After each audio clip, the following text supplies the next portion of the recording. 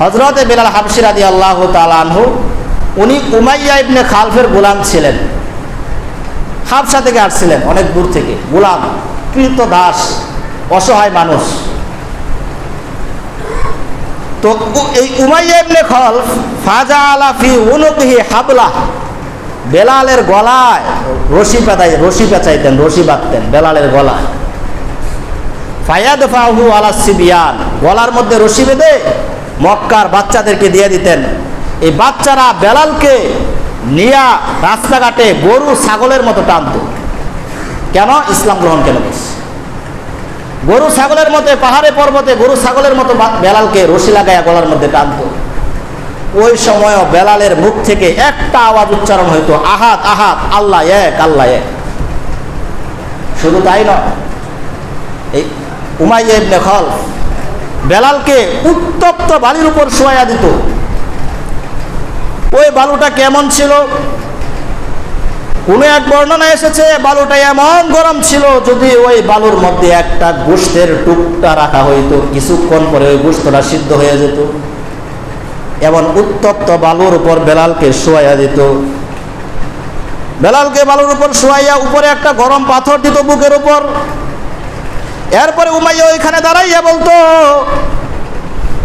লা তাজালু হাকাযা, ও বেলাল, তোমার অবস্থা এভাবে চলতেই থাকবে, তোমার উপর অত্যাচার চলতেই থাকবে, হাত্তা তামুতা, তুমি মৃত্যুবরণ করার আগ পর্যন্ত, আও তাকফুরা বি মুহাম্মাদিন, অথবা মুহাম্মদকে অস্বীকার করার আগ পর্যন্ত, মুহাম্মদের রবকে অস্বীকার করার আগ পর্যন্ত, ইসলামকে অস্বীকার করার আগ পর্যন্ত, আও তা'বুদাল্লাত ওয়াল উজ্জা, অথবা লাত এবং উজ্জার ইবাদত করার আগ পর্যন্ত।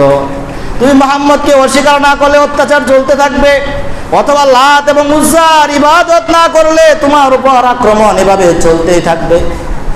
কিন্তু বেলাল উমাইয়া ইবনে খালফ ওই মুহূর্তে বেলালের মুখের দিকে তাকায়া দেখে ঠোঁট দুইটা লড়তেছে। উমাইয়া মনে করছে বেলাল মনে হয় তার ধর্ম গ্রহণ করছে। উমাইয়া বলে, বেলালের দেখি বেলালের ঠোঁট দুইটা লড়তেছে। এরপরে আমি কানটাকে বেলালের মুখের কাছে নিলাম। মুখের কাছে নিয়ে আমি শুনি বেলালের জবান থেকে উচ্চারণ হচ্ছে আহাদ আহাদ। দুনিয়াতে আল্লাহ রব্বুল আলামিন একজনই, আল্লাহ রব্বুল আলামিন এক, এটার মধ্যে কোনো সন্দেহ নাই। আপনি চিন্তা করতে পারেন ওই মুহূর্তেও আল্লাহ তাআলা কি করেন নাই? অস্বীকার করেন নাই। আবু বকর রাদিয়াল্লাহু তাআলা আনহু পাশ দিয়ে হেঁটে যায়। আবু বকর সিদ্দিক আয়েশা বলতেছে, উমাইয়া, তুমি কি এই লোকটাকে, একটা অসহায় ব্যক্তিকে তুমি হত্যা করবা? আমা তাত্তাকিনাল্লাহ ফি হাযাল মিসকিন, এই অসহায় লোকটার ব্যাপারে তুমি কি আল্লাহ রব্বুল আলামিনকে ভয় করো না? উমাইয়া কয়, আবু বকর, তোমার কারণেই তো এই বেলাল নষ্ট হয়েছে। মানে কি?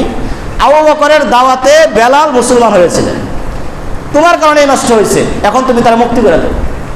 আবু বকর রাদিয়াল্লাহু তাআলা আনহু টাকা দিয়া বেলালকে ক্রয় করে নিলেন।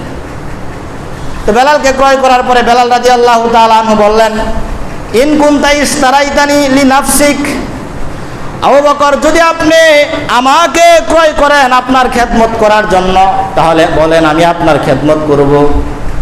ওয়া ইন কুনতা ইন্নামা ইশতারাইতানি লিল্লাহ, আর যদি আপনি আমাকে আল্লাহর সন্তুষ্টির জন্য ক্রয় করে থাকেন, ফাদানি ওয়া আমালাল্লাহ, তাহলে আপনি আমাকে ছেড়ে দিন, আমি আল্লাহ রব্বুল আলামিনের ইবাদত করব।